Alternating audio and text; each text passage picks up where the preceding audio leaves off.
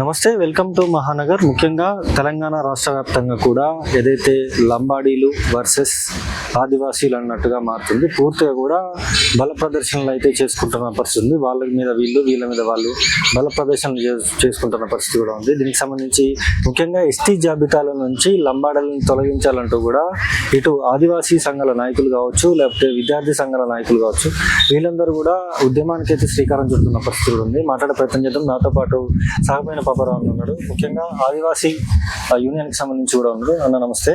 ముఖ్యంగా లంబాడీలని ఎస్టీ జాబితాల నుంచి తొలగించాలంటూ కూడా ఇటు ఆదివాసీలందరూ కూడా ఉద్యమానికి శ్రీకారం చుడతా ఉన్నారు. అసలు ఎందుకు లంబాడీలని ఆదివాసీల నుంచి ఇటు ఎస్టీ జాబితాల నుంచి తొలగించాలి? ఇవాళ ప్రధానంగా ఎవరైతే ఆదివాసీ లంబాడీ ఇష్యూ ఏదైతే ఉందో, ఇవాళ కడుపు కాలిన వాళ్ళకు, కడుపు నిండిన వాళ్ళకు జరుగుతున్నటువంటి పోరాటంగా ఇవాళ చూడాల్సినటువంటి సందర్భం ఉంది. ఏదైతే ఆదివాసులుగా ఆనాటి నుంచి ఈనాటి వరకు కూడా మేము ప్రధానంగా డిమాండ్ చేసేది ఏంటంటే, లంబాడీలు ఎస్టీలు కాదనేటువంటి వాదాన్ని భావ్య సమాజానికి ఆల్రెడీ కొంత తెలిసినటువంటి విషయమే. దీనిలో భాగంగానే ఇవాళ మా ఆత్మగౌరవం, మా ఆకలి, మా జీవన విధానాన్ని ధ్వంసం చేస్తున్నారు. కాబట్టి దొడ్డిదారిని వచ్చినటువంటి లంబాడీలు ఎస్టీలు కాదనేటువంటి మా డిమాండ్తోనే ఇవాళ ఈ ఉద్యమాలు కొనసాగుతున్నాయి. దీనిలో భాగంగానే ఇవాళ సుప్రీంకోర్టు ఒక విషయాన్ని తెర మీదికి తీసుకురావడం, 2011 నుంచి మేము న్యాయ పోరాటం, ప్రజా పోరాటం చేసిన ఫలితంగా ప్రభుత్వాలు పట్టించుకోకపోవడంతోనే వీళ్ళు ఎస్టీలు కాదు అని చెప్పేసి ఆ రోజు 1976లో వీళ్ళకి అమెండ్మెంట్ లేకుండా కలిపారు. కాబట్టి వీళ్ళని ఎస్టీలుగా పరిగణించొద్దని చెప్పేసి 2011లో మేము సుప్రీంకోర్టును ఆశ్రయించడం జరిగింది. దానిలో భాగంగానే మళ్ళీ 2025లో ఇవాళ ప్రజాప్రతినిధులు ఉన్నటువంటి మా నుంచి ఆదివాసీ సమాజం నుంచి చదువుకున్నటువంటి మేధావిగా ఒకరు తెల్ల వెంకటరావు గారు, దాంతోపాటుగా ఉద్యమాల నుంచి వచ్చినటువంటి సోయం బాబురావు గారు కలిసి ఇవాళ మళ్ళా సుప్రీంకోర్టు మెట్లెక్కడంతోనే ఇవాళ సుప్రీంకోర్టు కేంద్ర రాష్ట్ర ప్రభుత్వాలకి నోటీసులు జారీ చేయడం జరిగింది. దానిలో భాగంగానే ఇవాళ మేము ఒక పక్కన న్యాయ పోరాటం చేస్తూనే మరొక పక్కన ప్రజా పోరాటానికి శ్రీకారం చుడుతూ ఈ యొక్క సమస్యను పరిష్కరించాలని చెప్పేసి అటు కేంద్ర ప్రభుత్వానికి ఇటు రాష్ట్ర ప్రభుత్వానికి తెలియజేయడం జరుగుతుంది. దీనిలో భాగంగానే మళ్ళా ఈ విషయాన్ని సుప్రీంకోర్టు ఎప్పుడైతే కేంద్ర రాష్ట్ర ప్రభుత్వాలకు నోటీసులు ఇవ్వడం జరిగిందో మళ్ళీ ఈ విషయాన్ని తెర మీదకి తీసుకురావడం జరిగింది. కాబట్టి మేమేమంటున్నామంటే, వీళ్ళు ఎస్టీలు కాదనేటువంటి వాదనని ఇవాళ సభ్య సమాజానికి కూడా తెలిసినటువంటి విషయమే. ఇవాళ మమ్మల్ని సర్వం దోచుకున్నటువంటి ఏం నష్టం జరుగుతుంది? ఇటు లంబాడీలు ఎస్టీ జాబితాలో ఉంటే ఆదివాసులకి ఏం నష్టం జరుగుతుంది అసలు? ఇవాళ విద్యారంగం ఒకటే తీసుకుందాం. వాళ్ళని ఆ రోజు వీళ్ళు కూడా వెనుకబడినటువంటి వాళ్ళని చెప్పేసి రాజకీయ ప్రయోజనం కోసం ఆనాడు ఇందిరాగాంధీ వీళ్ళని ఓ జీవో 149 జీవో ద్వారా కలపడం జరిగింది. దానిలో భాగంగానే ఇలా విద్యని అందుకోవడం కోసం వాళ్ళు డీనోటిఫైడ్ ట్రైబ్స్గా చలామణి అవుతూ ఇవాళ మేమే అసలైనటువంటి ట్రైబ్స్ అనేటువంటి పద్ధతిలో వచ్చారు.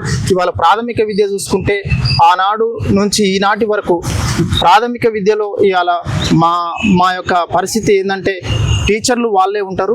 ఇవాళ ఏజెన్సీ ప్రాంతాలలో, గూడెలలో కనీసం పాఠశాలల్లో వసతులు ఉండవు, టీచర్లు ఉండరు. ఉన్న వాళ్ళే టీచర్లు ఉంటారు. మా పిల్లల్ని చదువుకు ఎంకరేజ్ చేసేటువంటి పరిస్థితి లేకుండా డిస్కరేజ్మెంట్ చేసేటువంటి పరిస్థితిలో ఇవాళ లంబాడి టీచర్లు కూడా ఉన్నారు. ఇవాళ స్కూళ్ళు కూడా ఆ విధంగానే ఉన్నాయి. కనీస వసతులు లేవు. ప్రాథమిక స్థాయి నుంచే మా విద్యని విచ్ఛిన్నం చేసే పరిస్థితికి అటు ప్రభుత్వాలు కానీ ఇటు లంబాడీలు కానీ మా పరిస్థితి అట్లా ఉంది. కాబట్టి ఇవాళ మేము చదువు కూడా దూరం అవుతున్నాయి. దాంతోపాటుగా మేము ఇవాళ నిన్నగాక మొన్న చూసినట్లయితే ఎస్సీలలో వర్గీకరణ జరిగింది, ఎస్టీలలో కూడా వర్గీకరణ చేసుకోవచ్చని సుప్రీంకోర్టు చెప్పింది. అయినా భావ్య ప్రపంచానికి తెలియని విషయం ఏంటంటే, ఇవాళ ఎస్టీల్లో కూడా వర్గీకరణ జరిగిపోయిందని చెప్పేసి అధికారులు చెప్తున్నటువంటి పరిస్థితి. వాళ్ళ జనాభా ఎక్కువ ఉన్నారు కాబట్టి వాళ్ళకి ఎక్కువ సీట్లు పోతున్నాయి అనే దానికోసం కూడా ఇవాళ గురుకులాలు కానీ, ఎన్ఐటీలు కానీ, ఐఐటీలు కానీ, యూనివర్సిటీలలో కూడా మాకు సీట్లు వచ్చేటువంటి పరిస్థితి లేదు. ప్రాథమిక స్థాయిలోనే విద్యను అందుకున్నప్పుడు ఉన్నత విద్య వరకు ఏ విధంగా రాగలుగుతాం? అట్లా ఈ విధమైనటువంటి మోసాలు. దాంతోపాటుగా ఇవాళ ఉద్యోగాలు చూసినట్టయితే కనీసం మా వాళ్ళు గ్రూప్ 1 ఆఫీసర్ ఉంటాడు. ఇవాళ వాళ్ళు అటెండర్ నుంచి ఐఏఎస్ వరకు వాళ్ళే ఉంటారు. ఇట్లా ఈ రకమైనటువంటి మోసాల వల్లనే మేము ఇంకా నేటికి అడవులకే పరిమితం అవుతున్నాం. వాళ్ళు అడ్వాన్స్డ్గా వెళ్ళిపోయి వాళ్ళ మా రిజర్వేషన్ మాకు వచ్చేటువంటి రిజర్వేషన్ను కూడా వాళ్ళే కొల్లగొట్టకపోతున్నారు కాబట్టి వాళ్ళు అభివృద్ధి చెందుతున్నారు. కాబట్టి వీళ్ళు ఎస్టీలు కానప్పుడు అసలు మా రిజర్వేషన్ వాళ్ళు ఎట్లా పొందుతారు అనేది మా వాదన. దాని మీదనే ఇవాళ ప్రధానంగా ఆదివాసులు అందరం కూడా ఐక్యమై ఈ ఉద్యమాన్ని ఏదైతే తెలంగాణ ఉద్యమం ఏదైతే ఉందో ఆ విధంగా ఉద్యమానికి మేము కూడా శ్రీకారం చుడతా ఉన్నాం. ముఖ్యంగా పూర్తిగా కూడా ఇటు ఆదివాసీల కంటే లంబాడీలే ఎక్కువ మంది ఉంటారు, జనాభా ఎక్కువ మంది ఉంటారు. ఎక్కువ మంది ఉన్నప్పుడు వాళ్ళతో మీరు ఢీకొనే అంత ఇది ఉందా? ఇప్పుడు ఎటు చూసుకుంటే గత ప్రభుత్వం బీఆర్ఎస్ ప్రభుత్వం కావచ్చు, ఇప్పుడు వచ్చినటువంటి కాంగ్రెస్ ప్రభుత్వం కావచ్చు, ఏ ప్రభుత్వం అధికారంలో ఉన్నా ఓట్ల శాతం ఎక్కువ లంబాడీలకే ఉంటుంది. మరి మీ డిమాండ్స్ అన్ని కూడా మీరు ఉద్యమాన్ని శ్రీకారం చుడుతూ ఉన్నారు, లేకపోతే అనేక రకాలుగా ముందు పోతా ఉన్నారు. ఈ ప్రభుత్వాలు మిమ్మల్ని గుర్తిస్తాయి అసలు? ఇవాళ ప్రభుత్వాలు కూడా అర్థం చేసుకోవాల్సినటువంటి విషయం ఏంటంటే, ప్రభుత్వం కానీ బయట సమాజం కూడా ఈ దేశ మూలవాసులైనటువంటి ఆదివాసులు ఎవరైతే ఉన్నారో వాళ్ళు నిజమైనటువంటి భూమి పుత్రులు. దాంతోపాటుకి వాళ్ళ ఎస్టీలుగా ఎక్కడి నుంచో ఇతర రాష్ట్రాల నుంచి వచ్చినటువంటి వాళ్ళందరూ కూడా ఇక్కడికి మైగ్రేటెడ్ అయ్యి వలసలు వచ్చి వాళ్ళ ఆధిపత్యం చేస్తున్నారు.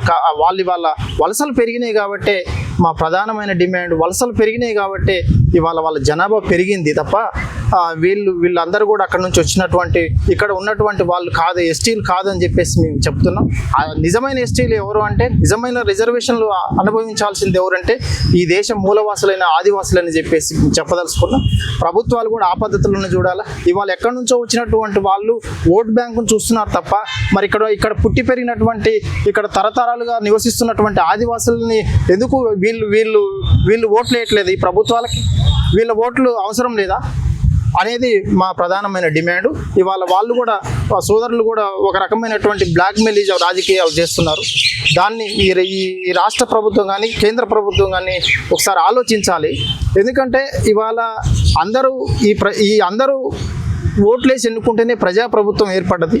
కాబట్టి వాళ్ళు ఎంత సరే ఉండొచ్చు, ఎక్కువ ఎట్లా ఉన్నది ఏందనేది అది ప్రభుత్వాలు తేల్చాల్సినటువంటి అంశం.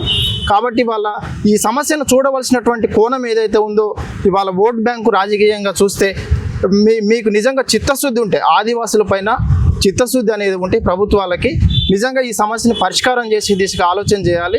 వాళ్ళు బ్లాక్మెయిల్ రాజకీయాలు చేయాలి. ఎందుకంటే వాళ్ళ జెన్యునే క్రిమినల్ ట్రైబ్ కాబట్టి క్రిమినల్ ఆలోచనలు ఉంటాయి వాళ్ళకు. మేము స్వచ్ఛందంగా ఈ వాయువులను పీల్చుకుంటూ జీవించేటువంటి వాళ్ళం కాబట్టి మా దాంట్లో ఎటువంటి కలుషం ఉండదు కాబట్టి ఆ రకమైనటువంటి పద్ధతిలో మేము ఉంటాం. వాళ్ళకు మాకు తేడాది.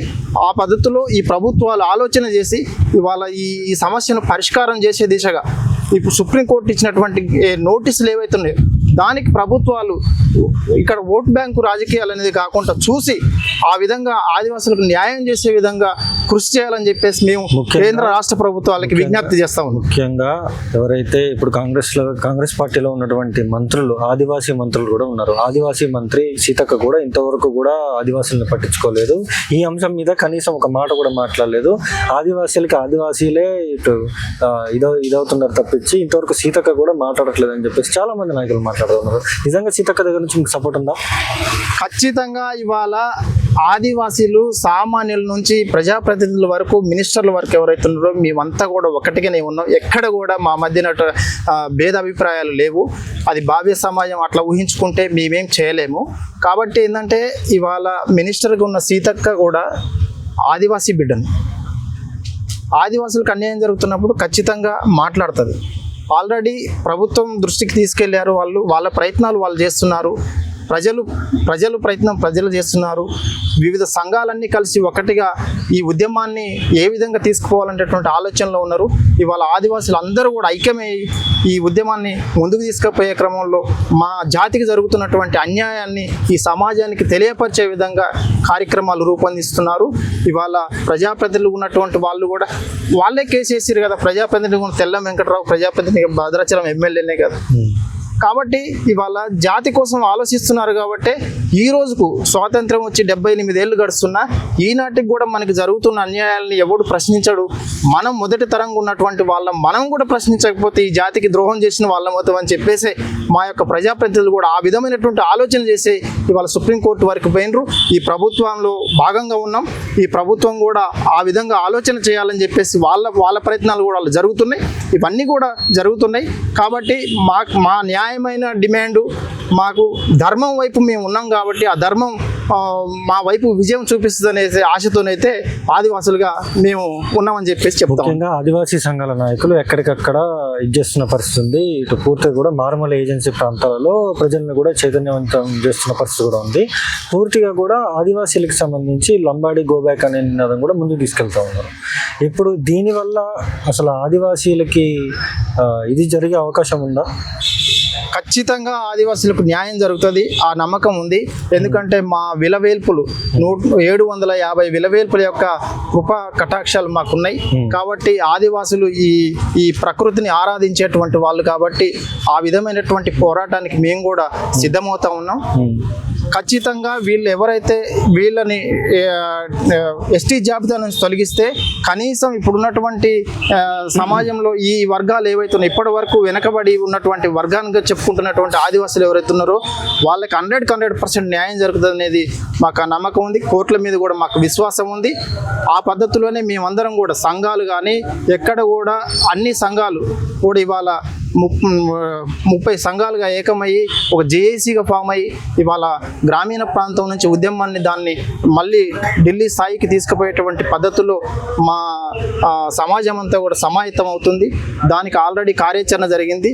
నిన్న కాక మొన్న జరిగినటువంటి అశ్వారావుపేట మా ఏజెన్సీ ప్రాంతమైనటువంటి అశ్వారావుపేటలో మేము మా యొక్క ఆవేదన ఏంది, మా బాధ ఏందని చెప్పుకోవడం కోసమే షాంపిల్గా ఒక ర్యాలీని కూడా చేయడం జరిగింది. వాళ్ళు ఒకవైపు మా సోదరులు లంబాడీలు బల ప్రదర్శన అంటున్నారు, వాళ్ళు బల ప్రదర్శన చేసి మేము ఆత్మగౌరవ ప్రదర్శన అంటున్నాం. కాబట్టి ఆత్మగౌరవానికి బల ప్రదర్శనకు ఎంతో వ్యత్యాసం ఉందనేది సమాజం అర్థం చేసుకోవాలి. కాబట్టి కడుపు నిండినోడు కడుపు మండినోడు ఎట్లుంటుంది అనేది కూడా ఈ సందర్భంగా వాళ్ళు అర్థం చేసుకొని ఎక్కడ కూడా వాళ్ళు చేసినటువంటి బ్లాక్మెయిల్ కానీ లేకపోతే మా యొక్క ప్రజాప్రతినిధుల్ని నోటికొచ్చినట్లుగా దుర్భాషలాడడం కానీ ఇట్లాంటి పదజాలం మానుకోవాలని చెప్పేసి చెప్తా ఉన్నాం. ఒక విజ్ఞానవంతునిగా ఏదన్నా ఉంటే మనం సామరస్యంగా నీ దగ్గర ఏమైనా ఎవిడెన్స్ ఉంటే నువ్వు ఇప్పుడు ఇష్యూ కోర్టులో ఉంది కాబట్టి నువ్వు కోర్టులో తెలుసుకో. కాబట్టి నీ ఇష్టం వచ్చినట్టు మాట్లాడితే నడవతిగా ఇక నుంచి కూడా విద్యార్థులుగా మేమందరం కూడా సిద్ధమవుతున్నాం. విద్యార్థులు తలుచుకుంటే తెలంగాణ రాష్ట్రాన్ని ఏ విధంగా తెచ్చారనేది మనందరికీ తెలుసు. కాబట్టి ఆ పద్ధతిలో ఇవాళ ఆదివాసీ విద్యార్థులు కూడా ఈ ఉద్యమానికి వెండుదండుగా నిలిచి మాకు జరుగుతున్న అన్యాయాలపైన ఖచ్చితంగా మేము ఈ అన్యాయాలని సాధించుకునే వరకు ఆదివాసీ విద్యార్థులుగా మేము ముందుంటామని చెప్పేసి చెప్తా ఉన్నాం. ముఖ్యంగా పాములు పట్టేవాడు పాము కాటుకే పోయినట్టు ఎవరైతే భద్రాచలం ఎమ్మెల్యే తెల్ల వెంకట్రావు ఏదైతే కోర్టు కేసుకి సంబంధించి ఈ ఇష్యూని కూడా కోర్టు కేసులో చేసిండు, ఆయన పార్టీ మారినటువంటి ఫిరాయింపుల ఎమ్మెల్యే కేసులో కూడా ఆయన ఉన్నాడు. పాములు పట్టేవాడు పాము కాటుకే పోయినట్టు ఇట్లా అని చెప్పేసి ఖచ్చితంగా కూడా ఈయన కూడా అధికారం కోల్పోతాడు, ఈయన ఇట్లా చేసిండు కాబట్టి మేము సరైన బుద్ధి చెప్తామంటూ కూడా మాట్లాడతాం. ఎట్లా చూడొచ్చు? అది రాజకీయ అంశం కాబట్టి రాజకీయ అంశాలు అది రాజకీయ పార్టీల యొక్క పరిధిలో ఉంటుంది. బట్ ఈ జాతి సమస్యకు వచ్చినప్పుడు ఖచ్చితంగా తెల్లం వెంకట్రావు అనేటువంటి వ్యక్తి మా బిడ్డని, ఆదివాసీ బిడ్డని. కాబట్టి ఒక ఉన్నత విద్యావంతుడుగా ప్రజాప్రతినిధిగా ప్రస్తుతం భద్రాచలం శాసనసభ్యుడిగా ఉన్నాడు కాబట్టి ఇన్ని సంవత్సరాలు 40 ఏళ్ల కాలంగా ఈ జాతికి జరుగుతున్న అన్యాయాన్ని పరిశీలన చేసిండు కాబట్టి ఆ విధంగా ఆలోచన చేసిండు అనేది మేము చదువుకున్నటువంటి వాళ్ళంగా ఇవాళ సమాజం ఆదివాసీ సమాజంగా ఆ విధమైనటువంటి ఆలోచన చేస్తుంది. కాబట్టి సరే పార్టీ మారడం, పార్టీలో ఇంకొక పార్టీ నుంచి గెలవడం అనేది అది ఆయన వ్యక్తిగతమైనటువంటి విషయం. ఆ జోలికి పోను నేను. రేపు ఒకవేళ వచ్చినా కానీ మా బిడ్డల్ని మేము కాపాడుకునేటువంటి బాధ్యత మా ఆదివాసీ సమాజం పైనే ఉంటుంది. అది ఏ పార్టీ అయినా కావచ్చు, పార్టీలతో మాకు సంబంధం లేదు. కాకపోతే ఏంటంటే మీరు అన్నదానికి ఇవాళ భద్రాచలంలో మళ్ళీ రేపు ఎన్నికలు వచ్చినా ఖచ్చితంగా తెల్ల వెంకట్రావుని మళ్ళీ ఈ ఆదివాసీ సమాజమే గెలిపించుకుంటుంది. అంటే పూర్తిగా కూడా ఈ ఆదివాసీలకి సంబంధించి ఆదివాసీలు ఎక్కువ శాతం ఓటు బ్యాంక్ మీద ఎక్కువ శాతం ఉండదు కాబట్టే మీరు ఇట్లా ఇది చేస్తున్నారు. ఇప్పుడు తీసేస్తే ఎస్టీ జాబితాలో ఓన్లీ ఆదివాసీలే ఉంటారు కాబట్టి వాళ్ళు ఏదైనా చేయగలుగుతారు. అందుకని ఇది ఒక కుట్ర, దీని వెనకాల రేవంత్ రెడ్డి ఉన్నాడు, లేకపోతే పొంగులేటి శ్రీనివాస్ రెడ్డి ఉన్నాడు, అందుకనే ఇట్లా చేస్తున్నారని చెప్పేసి చాలా మంది మాట్లాడుతున్నారు. ఏం చెప్తారు? ఇవాళ విషయాన్ని రాజకీయాలకి ముడిపెట్టి చూడడం అది కరెక్ట్ కాదు. ఇవాళ బయట సమాజం కూడా, బయట వ్యక్తులు కూడా ఆలోచన చేయాల్సిన అవసరం ఉంది. నిజంగా ఆదివాసులకు అన్యాయం జరుగుతున్నటువంటి మాట వాస్తవం. ఇవాళ మేమంటున్నది కాదు, యావత్ తెలంగాణలో ఉన్న అన్ని వర్గాలు కూడా అంటున్నటువంటి మాట. కాబట్టి వాళ్ళేదో బ్లాక్మెయిల్ రాజకీయాలకు, లేకపోతే దీన్ని రాజకీయాలకు ముడిపెట్టి విషయాన్ని పక్కదారి పట్టించి మళ్ళీ ఏదో బెనిఫిట్ పొందుం అనేటువంటి ఆలోచనలో వాళ్ళు ఉన్నారు. కాబట్టి వాళ్ళ మేము ప్రధానంగా ఇవాళ ఆదివాసీ లంబాడీల వల్ల ఆదివాసీ ఒక్కరికే ప్రమాదం కాదు, ఈ రాష్ట్రంలో ఉన్నటువంటి అన్ని వర్గాలకు కూడా రేపు రాబోయే కాలంలో ప్రమాదం పొంచి ఉంది. అది అన్ని వర్గాల ప్రజలు గ్రహించాల్సినటువంటి అవసరం ఉంది. ఇప్పటికే తెలుసు వాళ్ళ యొక్క కుట్రలేంది, కుతంత్రాలేంది, వాళ్ళతోని ఎంత ఇబ్బందులు ఎదుర్కొంటున్నారు, ఏ రకమైనటువంటి సమస్యలు సృష్టిస్తారు వాళ్ళు అనేది కూడా సమాజానికి తెలుసు.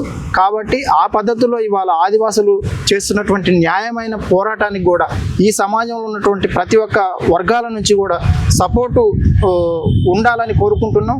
ఆ విధంగా సహకరించాలని కూడా అందరిని కూడా కోరడం జరుగుతుంది. వాళ్ళు కూడా కొంత సానుకూలత వ్యక్తం చేస్తున్నారు. భవిష్యత్తులో ఈ ఉద్యమాన్ని ఆదివాసులే కాదు, లంబాడీలతో ఎవరైతే ఇబ్బందులకు గురయ్యారో వాళ్ళందరినీ కూడా కూడగట్టుకొని ఈ వాదాన్ని మేము ముందుకు తీసుకుపోతాం. మా యొక్క న్యాయమైన డిమాండ్ని పరిష్కరించుకునేందుకు కోర్టుల ద్వారా కోర్టుల ఉద్యమం చేస్తాం. ప్రజా ఉద్యమాలని, రాజకీయ లాబింగ్ కూడా దీంట్లో ఇంక్లూడింగ్ చేసుకొని మా ప్రజాప్రతినిధులు కలుపుకొని, ఒకవైపున వాళ్ళు, ఒకవైపున ప్రజలు, ఇంకో వైపున న్యాయ పోరాటం, ఈ మూడు పోరాటాలను కలగలిపి మేము విజయం సాధించుకునే దిశగా మా పోరాటాలు భవిష్యత్తులో ఉంటాయని చెప్పేసి చెప్పదలుచుకుంటాం. అదే చూసుకోవచ్చు. పూర్తిగా కూడా ఇటు ఉస్మానియాకి సంబంధించి విద్యార్థి సంఘాల నాయకులు అయితే చెప్తున్న పరిస్థితి కూడా ఉంది. ఖచ్చితంగా కూడా ఆదివాసీలు తక్కువ చేస్తే మేము ఊరుకోము, మా ఉద్యమానికి ఇంకా శ్రీకారం చుడుతున్నాం, ఇంకా ఉద్యమం కాదు, ఇది బల ప్రదర్శన కాదు, జస్ట్ మేము ఆత్మగౌరవ సభలాగే పెట్టుకుంటున్నాం తప్పించి మేమేం చేయట్లేదు. ఖచ్చితంగా కూడా మాకు అన్యాయం జరిగితే, మా జాతికి అన్యాయం జరిగితే మేము ఎట్టి పరిస్థితుల్లో ఊరుకోమంటూ కూడా హెచ్చరిస్తున్న పరిస్థితి. చూడాలి అసలు ఏం జరుగుతుంది ఏంటి అనేది. చూస్తున్నానండి మహానగర్, నేను మీ జర్నలిస్ట్.